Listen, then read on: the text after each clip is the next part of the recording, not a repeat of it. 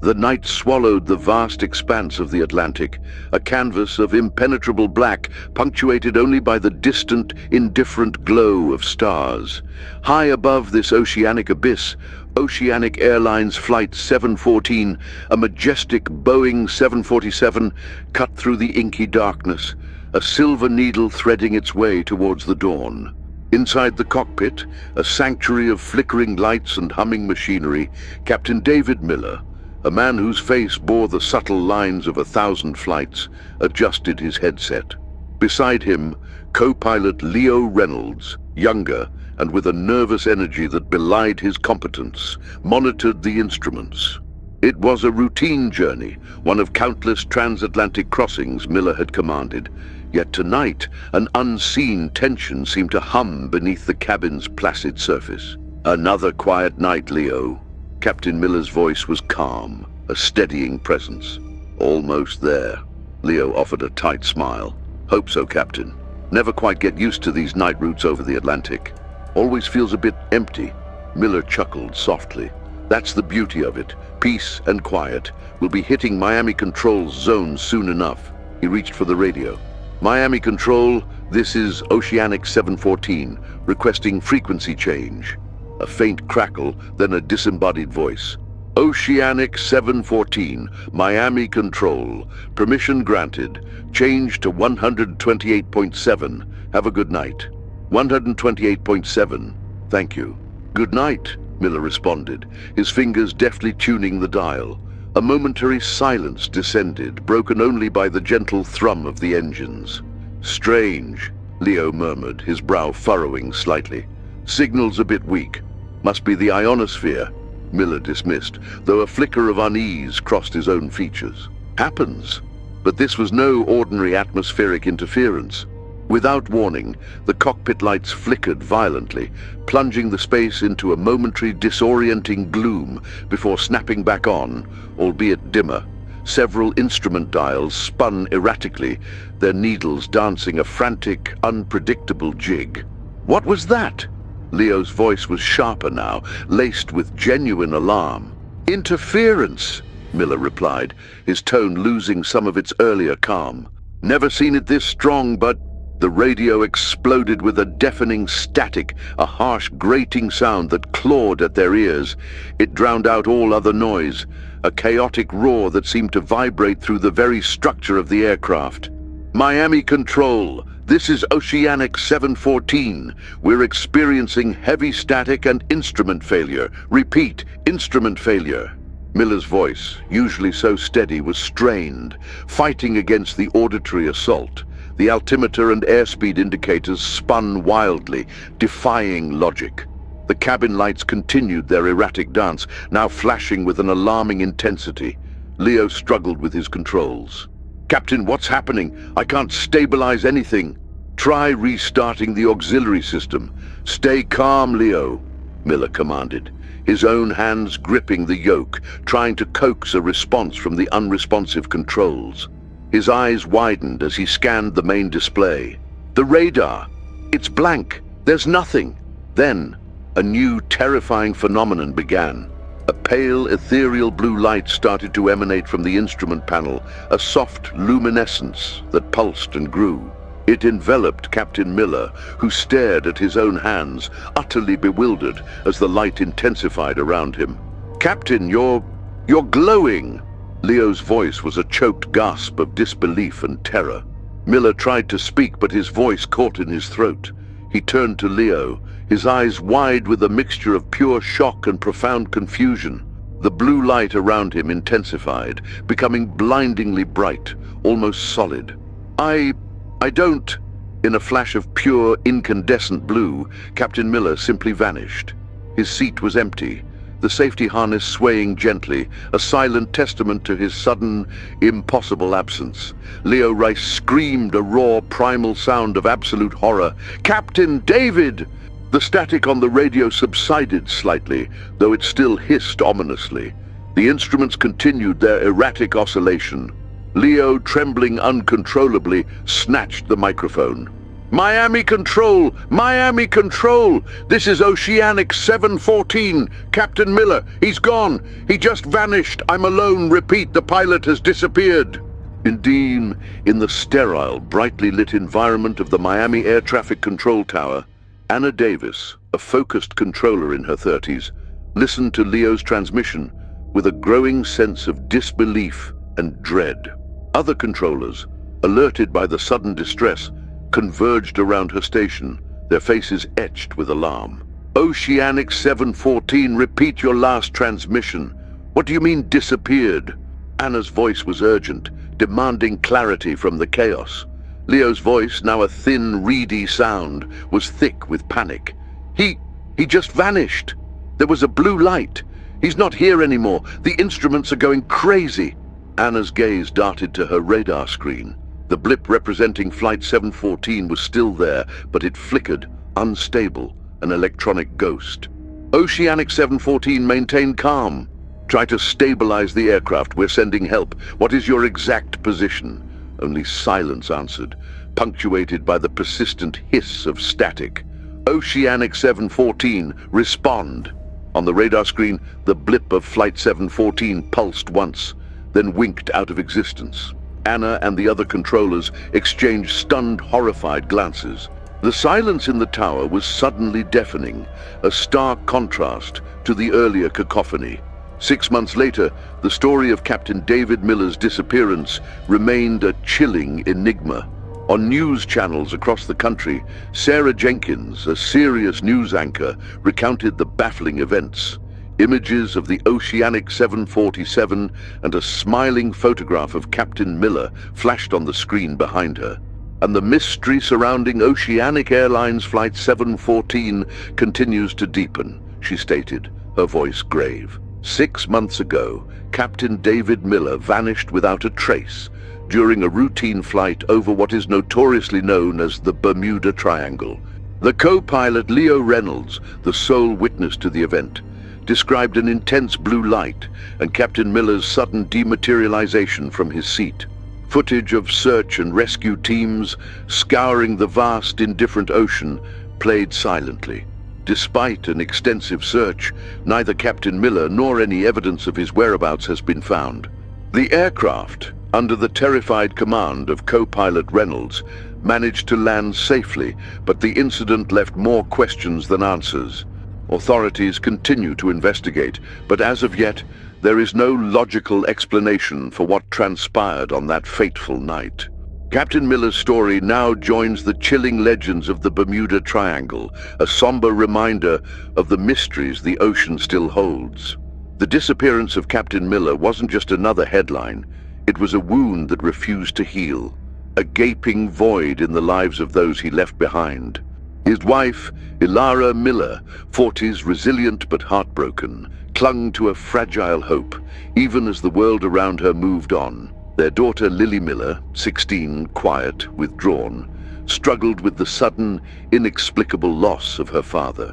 The Miller home, once filled with laughter and the comforting rhythm of David's presence, now echoed with an unsettling silence. Ilara spent countless hours staring at old photographs, trying to reconcile the vibrant man in the pictures with the phantom who had simply ceased to be. The official reports, filled with technical jargon and inconclusive findings, offered no solace, only reinforced the terrifying absurdity of it all. How could a man strapped into a cockpit simply vanish?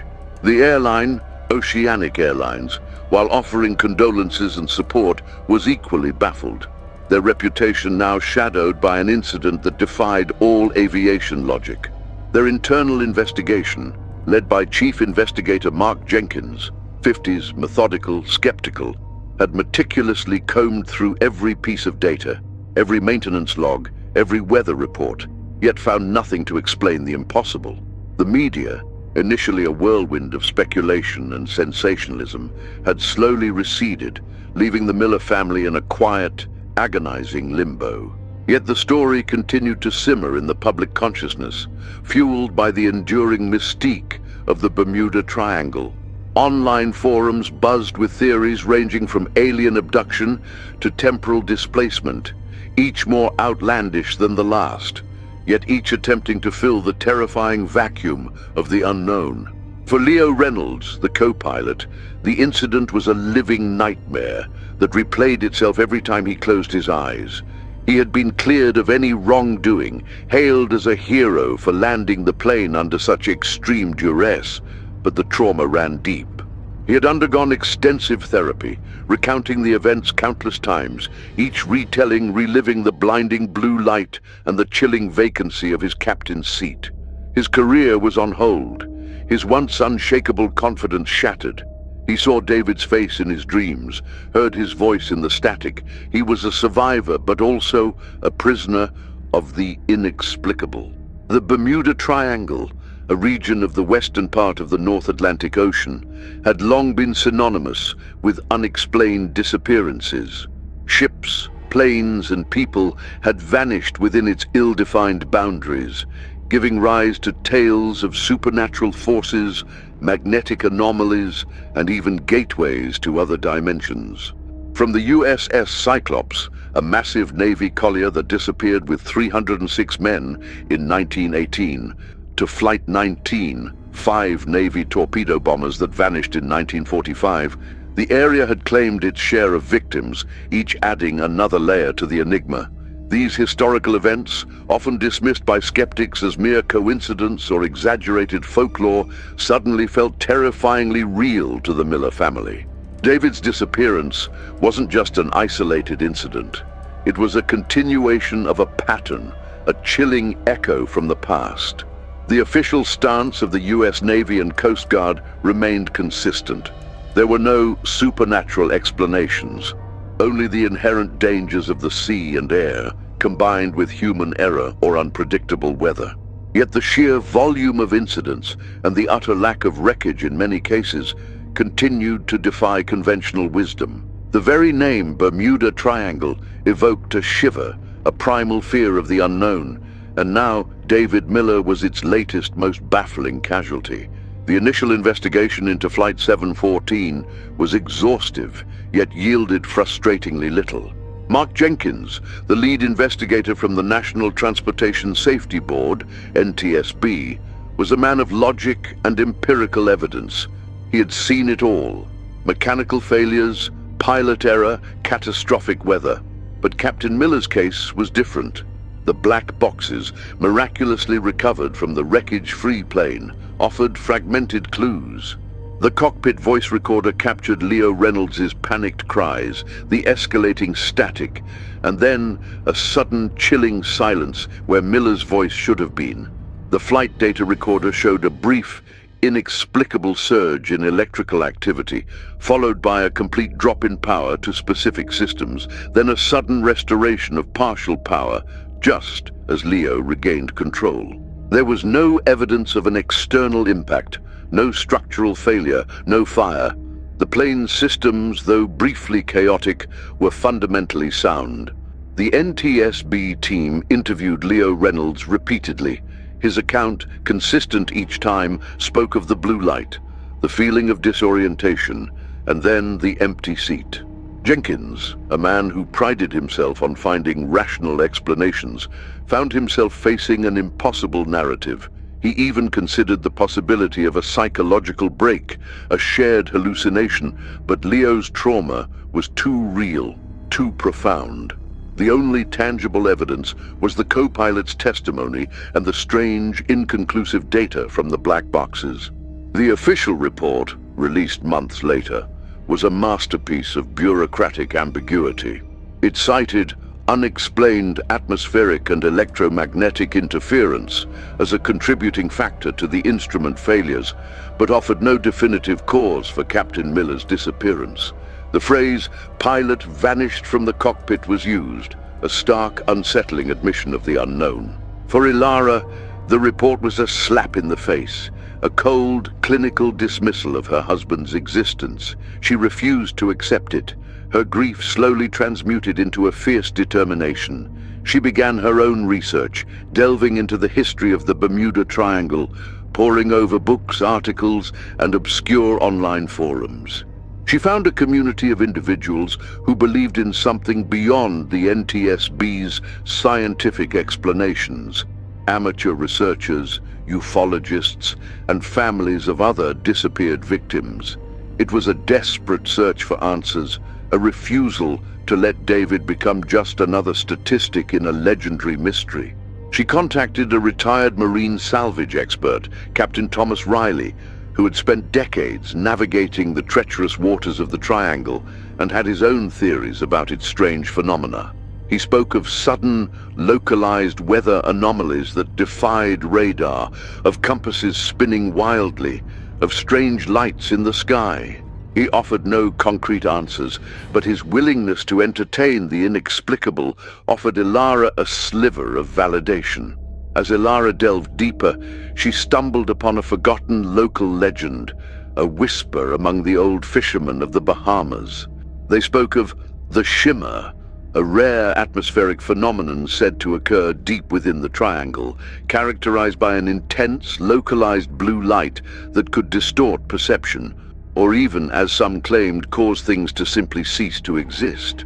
It was folklore, of course, but the description of the blue light resonated chillingly with Leo Reynolds' account. Ilara found an old, faded newspaper clipping from the 1950s, detailing the disappearance of a small fishing vessel, the Sea Serpent, whose crew reported a blinding blue light before their last transmission was cut short. The article was dismissed as sensationalism at the time, but Ilara saw a pattern. She presented her findings to Mark Jenkins, the NTSB investigator, who, despite his skepticism, listened patiently.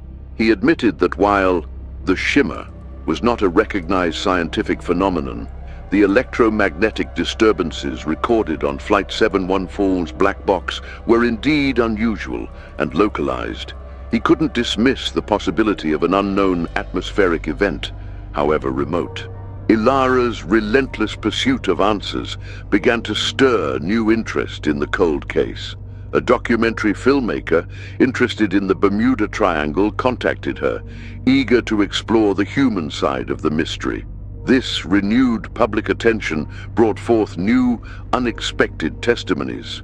An elderly former Coast Guard pilot who wished to remain anonymous recounted an incident from his youth in the 1970s. He described flying through a sudden localized patch of electric blue fog where his instruments went wild, and he felt a profound sense of disorientation, as if time itself had stretched thin. He managed to escape, but the experience haunted him. He never reported it officially, fearing ridicule. This was the first time Ilara heard a first-hand account that so closely mirrored Leo's. It wasn't just folklore. Others had experienced something similar. The pieces, though still fragmented, began to suggest a terrifying, consistent narrative. A localized, intense electromagnetic event, possibly visible as a blue light, capable of disrupting technology and perhaps even the fabric of reality itself. The investigation took a dramatic turn when an independent aerospace engineer, Dika Elijah Vance, 60s, brilliant eccentric, contacted Ilara. He had been following the Flight 714 case and had developed a radical theory. Vance believed that the Bermuda Triangle was not just prone to electromagnetic anomalies, but that these anomalies could, under specific, rare conditions, create localized temporal distortions. He theorized that the intense blue light described by Leo Reynolds was not just a visual effect, but a manifestation of a powerful, concentrated energy field capable of briefly warping space-time. He posited that Captain Miller wasn't vaporized or abducted, but momentarily shifted out of phase with their reality, or perhaps even displaced in time. Vance had spent years studying obscure physics theories and historical accounts of disappearances, finding correlations between sudden energy spikes and inexplicable vanishings. He presented his findings to Ilara, showing her complex mathematical models and simulations that, while purely theoretical, offered a chillingly plausible explanation for the impossible. He even suggested that the shimmer legend might be a primitive, anecdotal description of these very temporal distortions. This theory, while far-fetched to many, offered Ilara a new, albeit terrifying, avenue of hope. If David wasn't dead, but merely displaced, then there was a chance, however slim, that he could return. Dr. Vance explained that these distortions were likely fleeting, unstable, and unpredictable. The chances of someone returning through one were infinitesimally small, but not zero. He believed that the blue light was a signature of these events, and that if another such event were to occur, there might be a way to detect it, to study it. He proposed a daring, unofficial expedition to the Bermuda Triangle, using specialized equipment designed to detect subtle space-time fluctuations and electromagnetic signatures. Ilara, desperate for any shred of hope, agreed to fund it with the remaining insurance money from David's disappearance. Mark Jenkins, the NTSB investigator, while still skeptical of Vance's more radical theories, found himself intrigued by the scientific data on electromagnetic anomalies and agreed to provide some unofficial support, recognizing the need for closure for the Miller family. The expedition, a small research vessel equipped with Vance's experimental sensors, ventured into the heart of the Bermuda Triangle. Ilara was on board, her heart a fragile mix of dread and hope. Leo Reynolds, still haunted by the event, also joined them, believing that facing the mystery might finally bring him peace. Days turned into weeks of fruitless searching, the vast ocean offering no secrets. Then one night, as a storm brewed on the horizon, the sensors screamed to life. A massive electromagnetic anomaly, far exceeding anything previously recorded, was detected. And then a faint, unmistakable blue light began to shimmer on the distant horizon, growing in intensity. It was the shimmer, just as Leo had described. Dr. Vance, his face alight with a terrifying excitement, confirmed the readings. A localized temporal distortion was forming. Ilara felt a surge of adrenaline, her breath catching in her throat. Could it be? Could David be there? The blue light intensified, creating a mesmerizing, almost hypnotic glow that painted the stormy sky. The research vessel's instruments began to flicker, echoing the chaos of Flight 714. Leo gripped the railing, his face pale, reliving the nightmare. Dr. Vance, however, was focused, calibrating his equipment. He detected a faint, fluctuating energy signature within the blue light, a pattern that suggested a brief, unstable connection to another point in time or space. It was a fleeting window, a momentary tear in the fabric of reality. Ilara, tears streaming down her face, felt an overwhelming pull towards the light. She believed David was there, somehow, somewhere within that impossible glow. But the phenomenon was too dangerous, too unpredictable. Vance warned that entering it would be a gamble with unknown consequences, potentially leading to permanent displacement or worse. As the blue light pulsed with an almost living intensity, a faint, ghostly image began to coalesce within its heart. It was indistinct, shimmering like a mirage, but Ilara's heart recognized the silhouette. A man, standing, looking disoriented.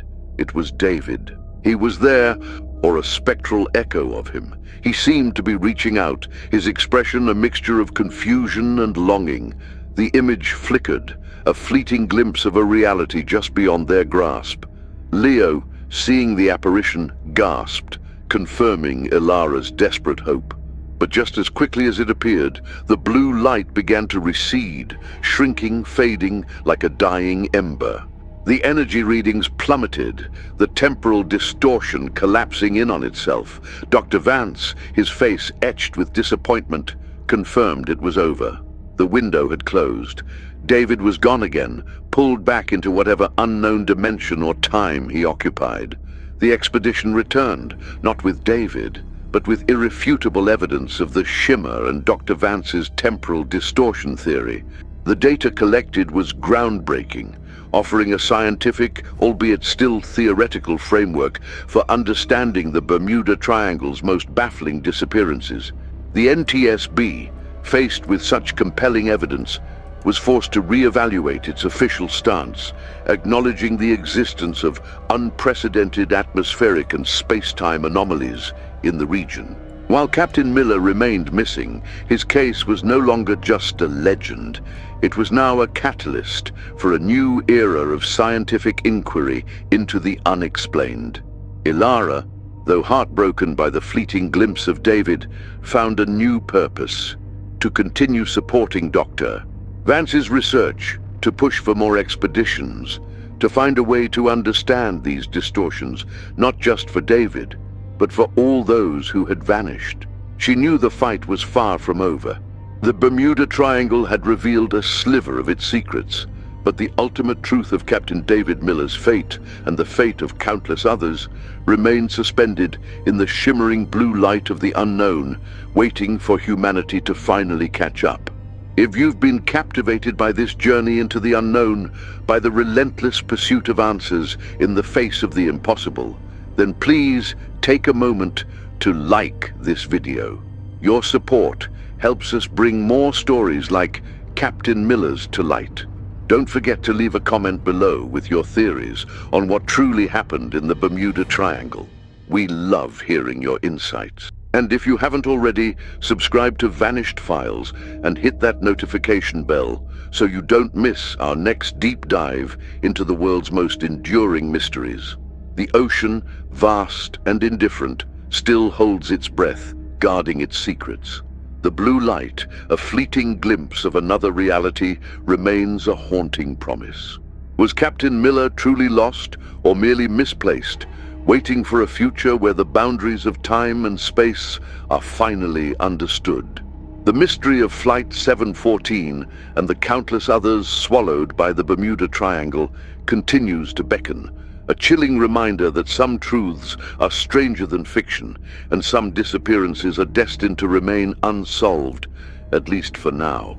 The search for David Miller continues, a beacon of hope against the crushing weight of the unknown, eternally bound to the enigmatic heart of the Triangle.